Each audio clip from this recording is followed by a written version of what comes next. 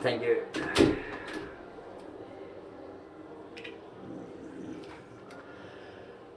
I haven't been an interstate truckie. I haven't been sort of put in a coma by a suicide drunken driver that killed me missus about 10.5 years ago. The roads in Coffs Harbour and surrounding environs need a lot to be desired. There's a tourist track that goes to Dorrigo through you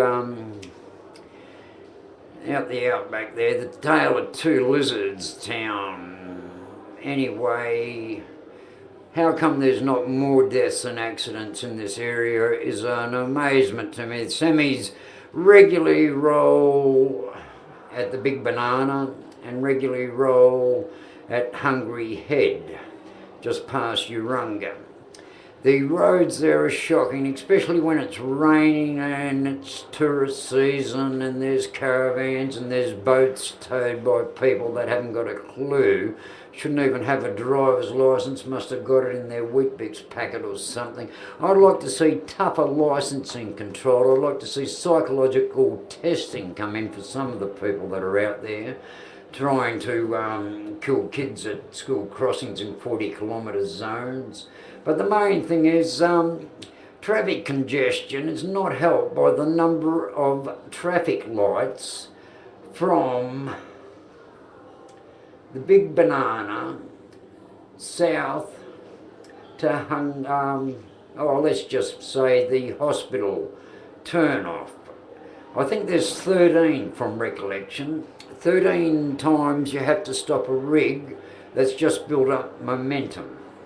Now that is dangerous in anybody's language, especially when it is around rush hours in the morning and families with school kids loaded up and mums jumps in front of the 30-ton load. It's not a very amusing story to be on the road at that time. I try to have a coffee.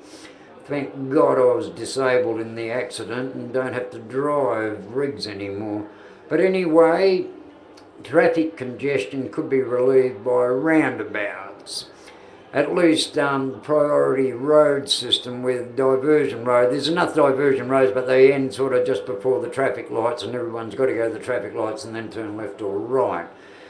Tolls should not be like the Sydney Harbour Bridge is being paid for, I believe. You know, the Redfern from the the Bank of England did say in 1932 that we had to pay the interest due anyway, even though we're going through a depression at that time.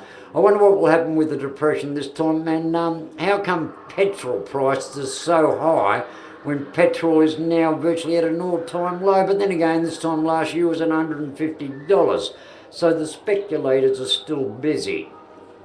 Alternative fuels, well, we should have had hydrogen long ago.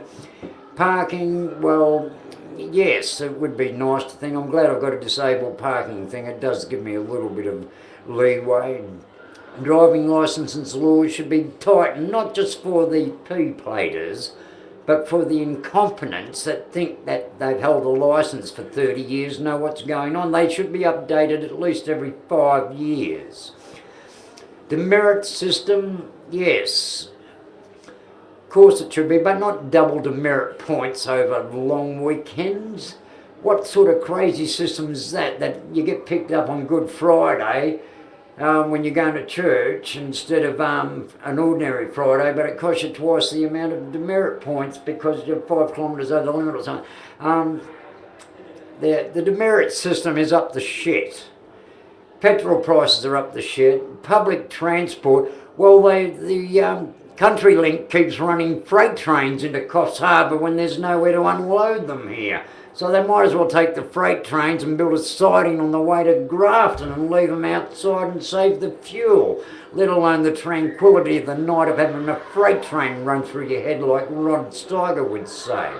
So yes, public transport, yeah, it'd be quite nice to be able to hop on a public transport system and not break a leg like my mate did. That's a VA, veteran from the Second World War. broke his hip trying to get on one of the buses here. They sort of wanted to leave him on the side of the road. But yeah, I think a big public transport system revamp should take place.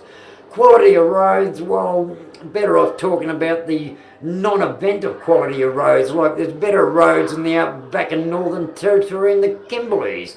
I've driven around Whitnoon, you know, at 180 kilometres an hour without any danger at all. So you can't even do 80 kilometres in some parts here where they say it's safe to do 100. Bloody hell, what is going on with the road system? Is there too many kickbacks to too many bloody builders, same as the builders of our bloody monstrosities that go against all the zoning rules and regulations in Coffs Harbour? Something should be done about Coffs Harbour's council and their way of looking after the roads. I think a big, even a, what do they call it, a Queen's counsellor to have a look at what our council has done over the last 15 years would be a very good starting thing. School zone safety. Well, why build schools on a bloody busy road? Why don't you put them in the back blocks where the kids can have a park at the backyard rather than bloody semi-trailers running through the middle of the things? Tolls I've already mentioned, yeah. For whom the bell tolls, it tolls for thee and me. Traffic congestion, I am dead set against. Anyway, thank you for letting me have a bitch. I don't normally bitch. I'm normally a happy optimist, but with the signs of the times, I think the mushroom clouds on the horizon are not gold tops. They're going to be a nuclear holocaust. Anyway, have a nice day. Bye.